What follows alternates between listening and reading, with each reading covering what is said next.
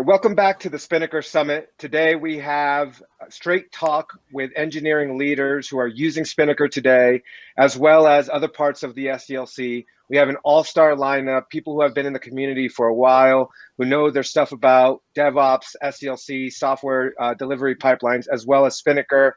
And I'm really excited to introduce these fine people to you all. Why don't we start with Bridget, maybe a little bit about yourself and your background. Hey, yeah, so my name's Bridget. I work for a company called Xero based out of New Zealand. So we're an online business and accounting platform. I work as product manager for our build and deployment space in our platform as a service group. My background is largely engineering. So I used to be a software developer and I used to work on the tools, and now I work in the product space building experiences for our internal developers. Okay, thanks, Bridget. Michael, why don't you go ahead and introduce yourself? Sure, Isaac. Hi, everyone. My name is Michael Benedict. I lead the engineering productivity team here at Pinterest. Our team focuses on providing tools and products for essentially code, build, and delivery of software for over 1,000+ engineers in the company. We are really a small team, and my background does include software engineering and product management in the infrastructure space. And I'm really looking forward to this panel today. All right, thanks a lot, Michael. I remember you from last year. We were on stage together at the last Spinnaker Summit, so thanks for returning. All right, Joan, can you introduce yourself? Yeah, so hi everyone. So my name is Joan. I'm the engineering manager for the infrastructure team at Glovo.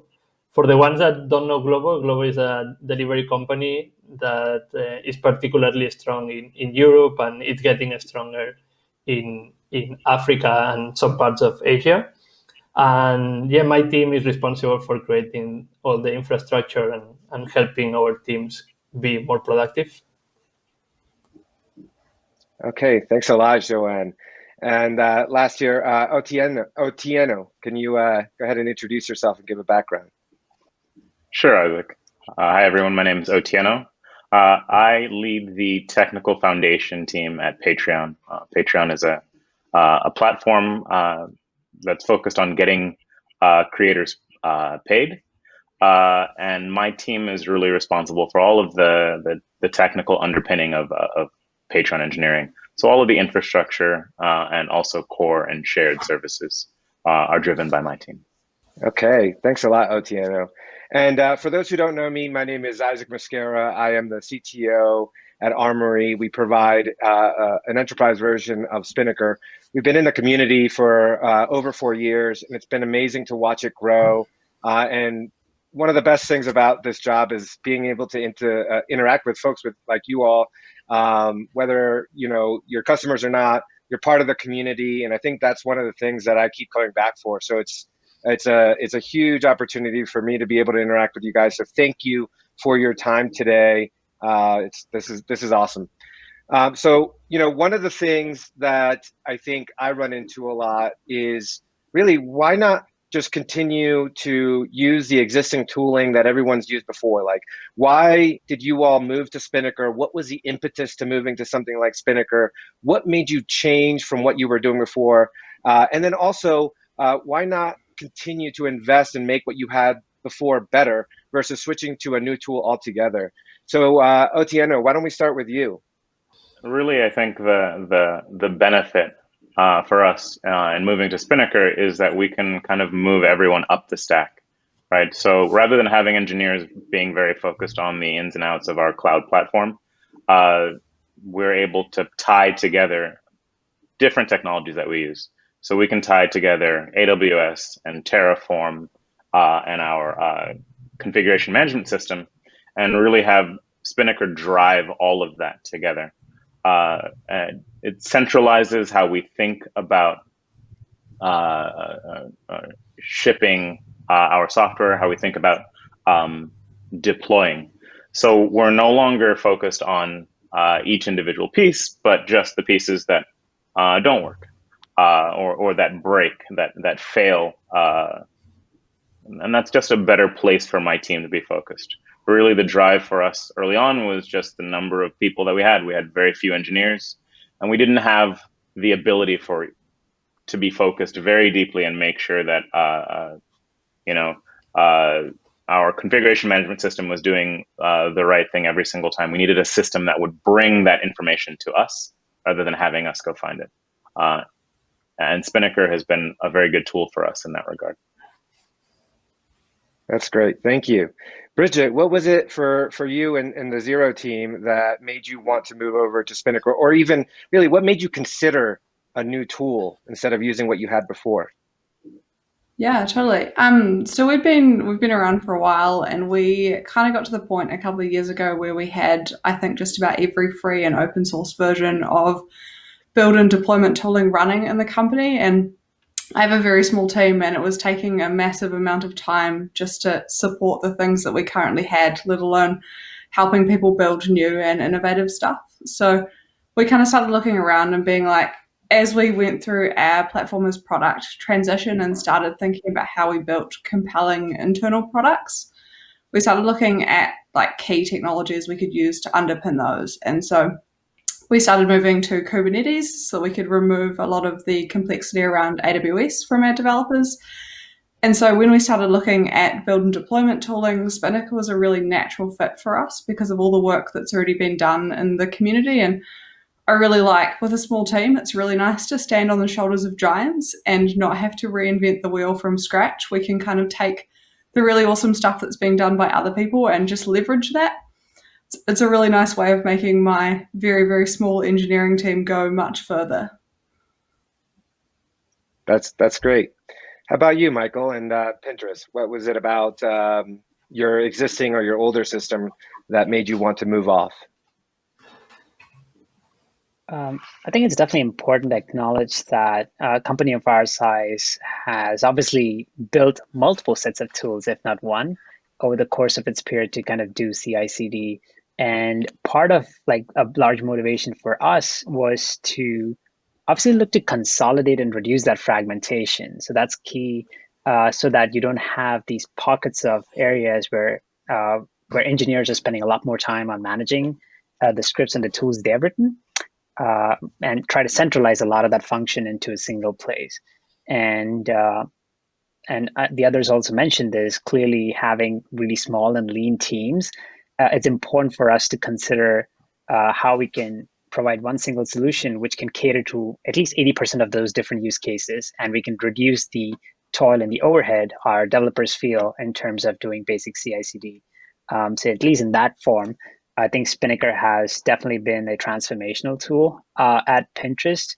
And like Isaac, you mentioned, we did speak about this last year at Spinnaker Summit as to how truly it helps us transform from doing like 1 or 2 deploys a day to almost 15 to 20 deploys a day for some of the largest services in the company. And that has just helped build a lot of confidence for others to like give up their particular scripts and start moving to the standardized tool of doing things. Definitely reduces a lot of the friction. It improves our developer productivity overall. And, we could just focus on investing in one system rather than n different things to do. Yeah, I definitely remember that graph and chart you showed on stage last year. It was super impressive. I really, really liked your talk there and showed the power of Spinnaker and how much it can help teams improve with their velocity and security and safety. So that was awesome. How about you, Joan? What was it about your old tooling that made you want to consider new tooling? Yeah, so basically the system and the process that we had, it was made when Glovo was about 10, 20 people. As we scaled the organization, the amount of time that we spent on deployment, it just increased too much. It was unbearable. So we started looking at first what was the complexity of building it ourselves.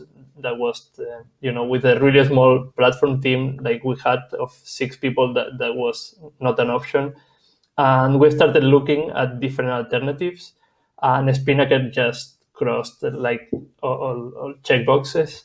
So the integrations with our current stack, integration with Jenkins and AWS made the transition extremely smooth, and we went from maybe 4 deployments a week to more than 10 per day, which for us it's a big success. Yeah, Also super impressive. I've seen these changes in a lot of organizations that adopt Spinnaker, and it's just impressive to watch the improvements there. One of the things that was a theme that came out of everything that you guys responded with was really around consolidation of tooling, making sure that these small teams don't have to kind of reinvent the wheel. And one of the challenges that I've seen with implementing Spinnaker at these organizations is not the technological challenge, but in fact, actually the social challenge. What were some of the social challenges that you were facing in your organizations to get them to adopt a tool like Spinnaker, and then how did you overcome those? And Michael, I see you shaking your head there. Why don't you go ahead and kick it off? Sure. I think, like to your point, when there is a fragmentation of tooling to do certain things and trying to get buy-in, it's important that we try to get everyone on the same page and show the value of the system or the product we're trying to propose. And the key thing which really worked for us is focus on one thing and really do a good job with that. And that was really what helped us kind of show the true value of Spinnaker, where we decided to tackle like one of the most complicated problems in the company. There are over 200 engineers committing code to our API and the web service, which is the two largest monolithic systems at the company. And they really expressed pain point from a solutions perspective and not really from a problem perspective. So what really worked for us is like when we started like talking to them and trying to understand what their pain point was, we distilled it down to three things. One is people, there's definitely a perception of how slow things are. So we want to help improve that. Two, there's definitely questions about like how to use certain tools and what is the recommended way of doing things. So there's a best practices part. And three, there was clearly some reliability concerns where people would often have to come back when they ship their commits or something to see, whether that made it to production or not. So there's definitely like the visibility part of it, the reliability part of it, and more importantly, the velocity piece. So we really distilled down to like, key single metrics, which people could really grok and associate with, and then literally do a prototype, like quick hands-on prototype where we started taking on the manual work of deploying and started automating piece by piece. And you always go through consistent feedback loops with your customers to make sure that they see the value. And that is how we really were able to kind of convince a larger engineering population that this tool really works for them. And the more and more you basically remove toil from their day-to-day and keep echoing how we're focused on velocity, the reliability and basic safety of your deployments, it's very easy to kind of get that buy-in and then expand since there. So once we proved a point with one of those largest systems, it was much easier to kind of get the other service owners to kind of buy into this new model of software delivery. So yes, it is not easy. It is very painful. There's a lot of challenges. And I'm sure everyone else over here also has stories to share. But honestly, I think when you look back, it is one of the more transformational problems we ended up solving at Pinterest. How many percentage-wise of the engineers at Pinterest are now using Spinnaker to deploy? So I think we don't look at it in terms of the number of people using it. We do look at the scope, the services using it. For example, when I say the web and the API service, there are two services, but they're monoliths where we have like over 200, 300 people committing code to those services. And they're never going to go and click the deploy button. So we ended up building processes around it where a lot of this gets automated. And whenever there's someone's commit, which is breaking a change or like really inhibiting someone to get to production, we have enough policies and processes in place where that person gets to know things. So we're truly automated deployments. And we also invested in kind of like a small release services team to help orchestrate a lot of this as well. So I think that is one of the key ways where, if you remove individuals going and clicking buttons, that really helped us get that adoption. And since then, a lot of the other service owners who are much smaller in size, but definitely have these focused problems they solve for, like the core services or our ads infrastructure. Now they're the next ones who are the next wave of onboarding customers for Spinnaker. So I would say at this moment, like we have really onboarded some of the top 20 services in the company, which are, like production grade, which have a strong impact on the business, all the way from ads infrastructure to your core services. And now we're like looking at the long tail where we're trying to make it generally available so that people can just go ahead and start using it without like trying to learn a lot about the tool itself. Awesome, thanks. How about you, Otieno? What were some of the social challenges that you had to get people onboarded? Our social challenges were slightly different because we were coming from a kind of a situation where there wasn't very much, where we had problems that we knew Spinnaker could solve, but also kind of a low floor. The problems we were solving, they had to be addressed. So it was Spinnaker or the problems that we were currently facing. So it's really been I think a journey of just making sure that the value we anticipated is realized, and maybe one of the best things about Spinnaker is that it's relatively it sees low use outside of engineering in terms of folks in the UI. Really, what happens is it lets us release more often, as a couple folks already said. But we do it without really having to think a lot about Spinnaker. A lot of the software engineers who are pushing code to production just sort of see it happen seamlessly. The win for us is that when we need to go in and make changes and understand what failed, understand the touch points with different parts of the pipeline, Spinnaker is the sort of one place that happens. So there wasn't really again much pushback. There weren't really social concerns to overcome. It was because it was very blue sky. It was really just, hey, look what Spinnaker can do now. Oh, look what it's doing now. This is amazing. The process for us was easy. I can imagine in a larger environment with more well-established traditions that it was harder, but we did not have to labor with those with legacy in mind, essentially. Cool, thank you. How about you, Bridget? Yeah, so with us, the thing that I've kind of seen most interesting has been we've had this kind of culture of learned distrust of tooling. And so not surprisingly, when you have a bunch of different tools built by a bunch of different groups and implemented slightly differently, we had this really interesting culture where people just didn't trust things. And so that's kind of been the biggest journey that we've gone on with moving people to Spinnaker is like at the start, they really don't trust what you're giving them. And we did a lot of hand holding with our early teams being like, we'll sit with you and we'll like show you how it works and we'll be there and we'll answer any questions that you might have while you kind of get over that trust hurdle. And we kind of work with those teams, and then after a couple of weeks, they don't come and talk to us at all because they trust that it's going to work and they trust that the things will do the things they say that they're going to do. But that's been really interesting internally. Like we had a lot of kind of pushback early on from people who were not convinced about full automation in their pipelines because they didn't trust that we could build tooling that was good enough to do that. So I had a lot of people be like, just how do you think this is going to work and how is this even going to be possible? And like, we're going to have someone on standby from our team to make sure that this works. And watching people overcome that trust has been fascinating. It's really, really cool to see. All right, thank you. How about you, Joan?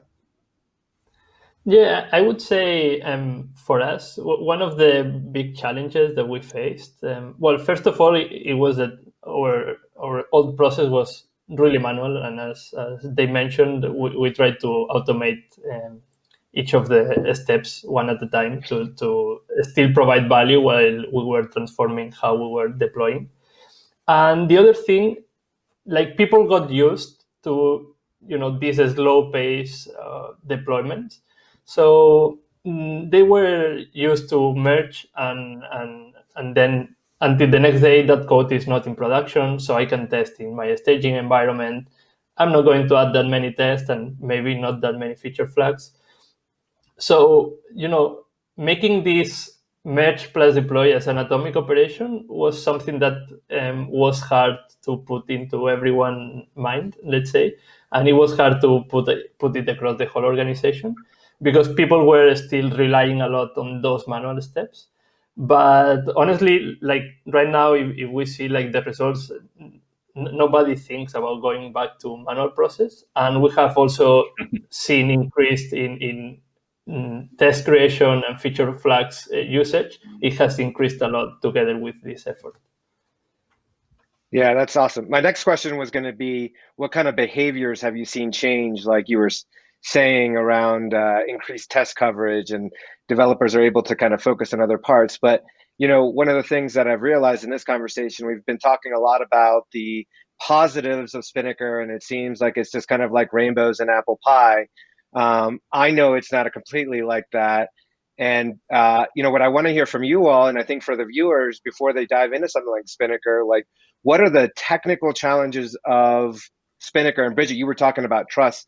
Have there been a time that as you were trying to scale out Spinnaker or do something with Spinnaker that you just found like technically just completely challenging, away from the social behaviors, that you kind of like inadvertently kind of went back to breaking trust?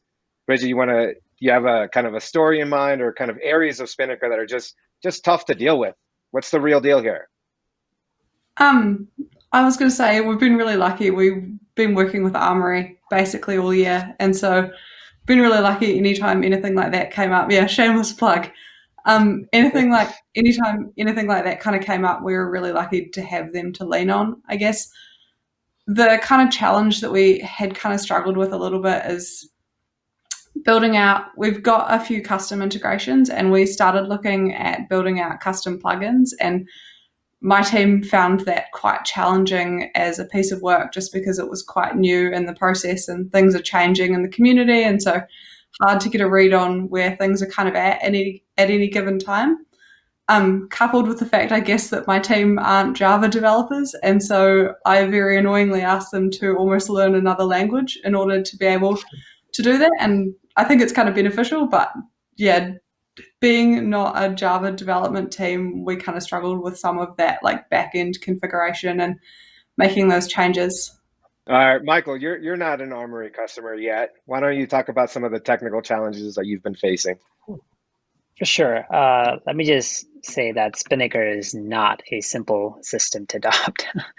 It is a lot of work, and I really appreciate, I think, the Armory folks really trying to tackle that problem. I think when we kicked this off, we were not privy to a lot of that external vendor availability. So some of the challenges we had to solve head on was, you know, basic authentication and authorization, right? You always start with that.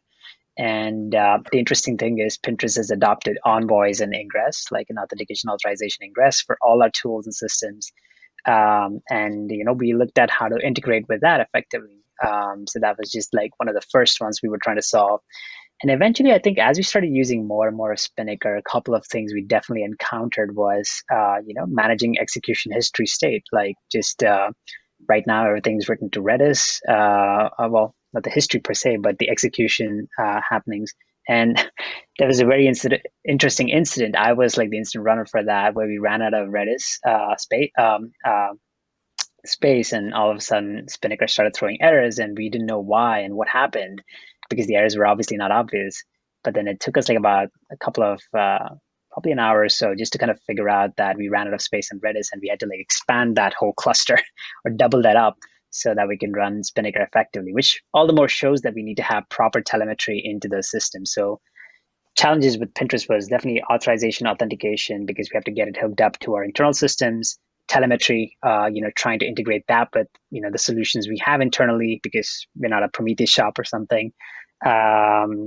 Just understanding these nuances of, you know, how to operate these microservices in Spinnaker, because we have our own Kubernetes infrastructure. So we actually deploy to Kubernetes. So we had to figure out how to like also adopt some of the custom CRDs we had written ourselves, because we want to make Kubernetes simple within our company. I think I can keep going on. There's list. It's a endless list. But I will say, yeah.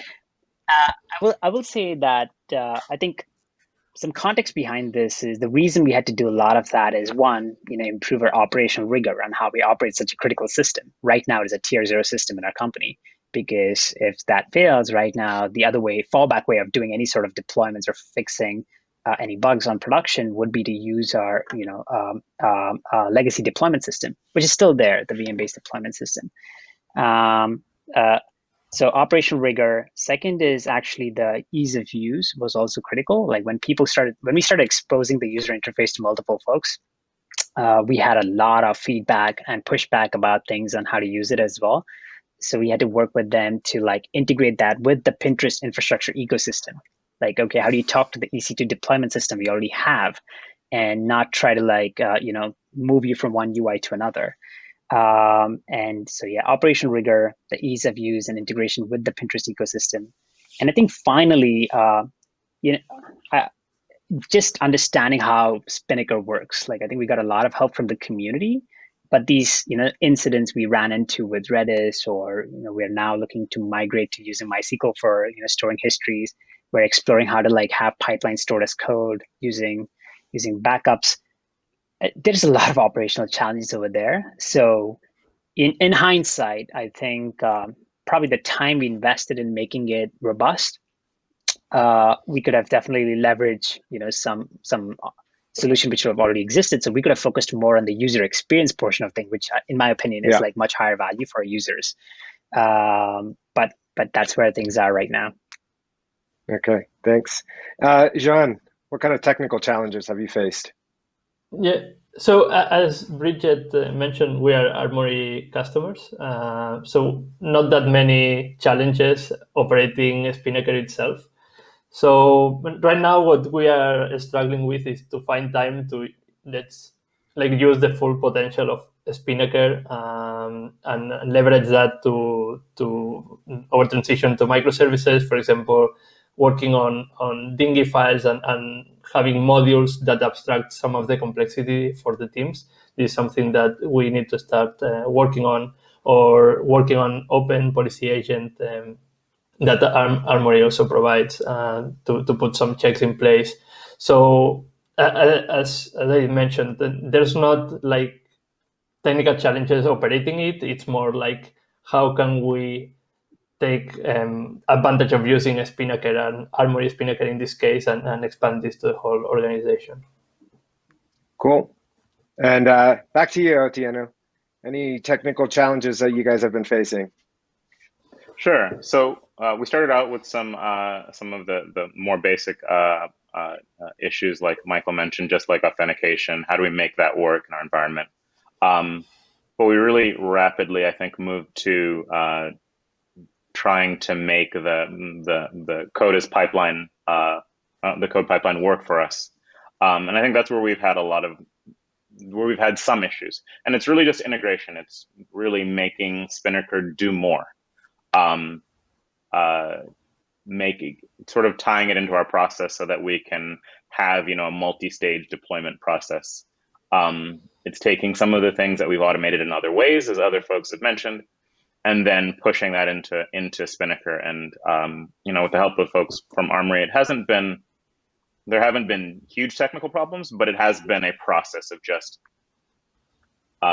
picking a target and then hitting that target in terms of deploying new workflows. All right. Well, thank you. So, Michael, one of the things that you mentioned was kind of being able to focus on UX. And I noticed something unique in Bridget's title versus everybody else's title, which is Bridget, you have the product owner title. And that is something, and you work in the engineering department, I imagine. Yeah? Yeah. Yeah, and I've noticed that there's a product owner title showing up more so in the engineering or the centralized engineering departments. And I just thought that there was something going on. What do you think is going on here? Why do you think there's more people with the product owner title? Yeah, I think it's really interesting. We kind of apply product rigor to how we build customer-facing projects, but I think technology teams and engineering departments are kind of going through a transformation of recognizing that there's a lot of value to be gained from doing that internally. And so rather than just having like a services team that just responds to requests and kind of does their own thing in the background, starting to look at how we build really compelling experiences for our internal developers and really valuing that internal developer experience, because the faster and more efficient we can make our teams that are building customer-facing features, the better for the business overall. So it's definitely something we're kind of seeing across the industry as well. The last couple of years has been a lot more writing about platform as a product and kind of starting to push towards that. It's really interesting. It's a really exciting space to be in doing product. Yeah, it absolutely is. And I can see, it's really interesting from me interacting with customers. I can see where there's a true passion for the customers and the developer experience versus this thing kind of being forced on them. And it's a really kind of night and day experience. And in terms of kind of listening to your customer and making sure you understand what they're going through. Michael, how does that kind of work at Pinterest for you guys? Is Spinnaker forced onto the engineers, or do they have a choice to onboard or not? So right now, we strongly believe in the concept of incentive-based onboarding, like especially my team, who's sort of the central team to effectively inspire every developer to do their best work. That's sort of our vision statement. So we really incentivize users to use our tools rather than try to force something on them. I would argue that, yes, we do have some monopoly on certain tools, like source code management or the build infrastructure. Of course, yeah. However, I do want to echo, I think what Bridget mentioned is that there's definitely a transition in such companies where there is heavy focus being put on developer experience and productivity, right? We've had those teams in the past, but now, the value you could unlock by having a more cohesive experience internally is way more than how things used to be, say, 6-7 years ago, because there's so many different SaaS products out there. People are used to so many different tools. They expect that high level or a high bar in terms of usability. And you cannot be providing CLI clients, which again, people are okay with, but probably like 10 years ago, what worked in terms of these arbitrary configuration files is not going to work anymore because folks want to really get their job done. They don't want to focus and really spend a lot of time understanding infrastructure. And to be honest, like with Spinnaker, that's one of the feedback we did receive because it introduced so many different new terminology and people were trying to understand that. The same thing with Kubernetes as well. And we realized that if you're an engineer trying to ship your next ads feature out or build that next big product feature, those are like some of the concerns you should never be having. And they expect that high expectation of just tools working together. So our team, in fact, so I do don two hats. I play both the engineering manager and the product manager. And we are actually, as Pinterest, now investing into the platform as a product concept. And we're trying to get product managers involved in solving these cross-functional problem spaces, developer productivity, or what does that platform as a service look like? So I think it's Spinnaker aside, I think a lot of these developer tools need to come together to provide that holistic experience. And that's one of the big challenges with Spinnaker is how do you start tying that together to the overall narrative around code, build, and delivery, and not just, software delivery. So I'm curious as well to learn how this transition takes place over time. Cool. How about you, Otieno, at Patreon? Yeah, I thought it was notable just listening to Bridget and Michael that the switch sort of that you're talking about. Even though I definitely wear the engineering manager hat, I have to think about sort of the product, right? I have to think about really sort of an internal product, how we're shipping this tool and how it really makes engineers' lives better. And that has sort of a multiplicative effect. If I can make the engineers' lives better, that redounds sort of across the organization. So it is definitely a different way of thinking about infrastructure and a different way of thinking about pipelines. And I think it's really evolving for us. Again, we've grown from kind of a very small team to a very large team. both in terms of infrastructure and the broader engineering team. So I think some of the problems other folks face, we've managed to either avoid or see on a very compressed timeline. But we definitely have to think about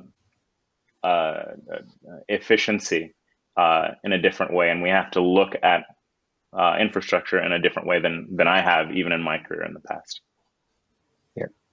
Well, yeah, thank you for that. And you said one thing that really resonates with me, which is making engineering lives better and it reverberating across the organization. One of the reasons I ended up starting Armory was for that very reason, was to make engineering lives better. It didn't start off with Spinnaker. We just believe that Spinnaker is the best way to accomplish that. But ultimately, when you do that, you get the engineering team excited.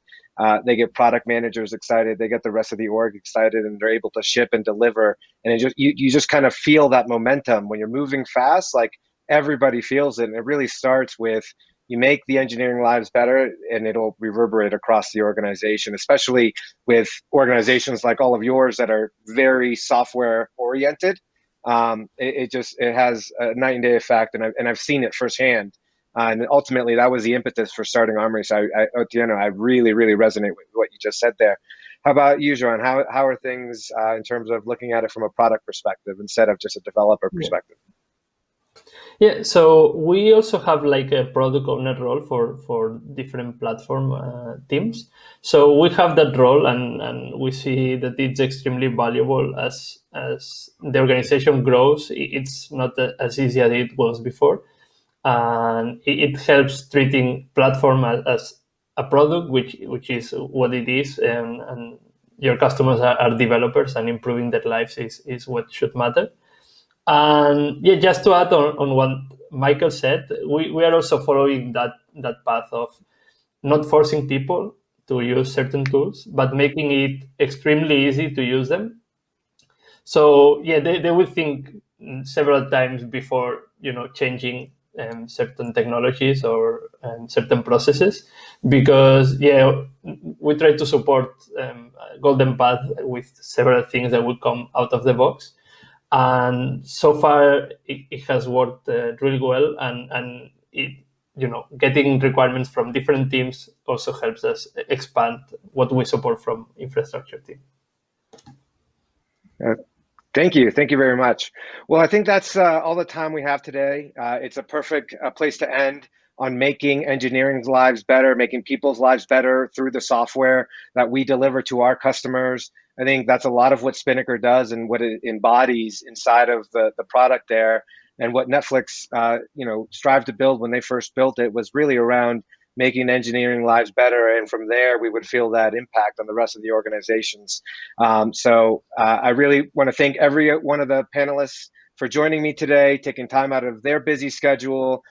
These were amazing insights. Thank you so much to everybody here, and I hope everybody has a great day. Thank you.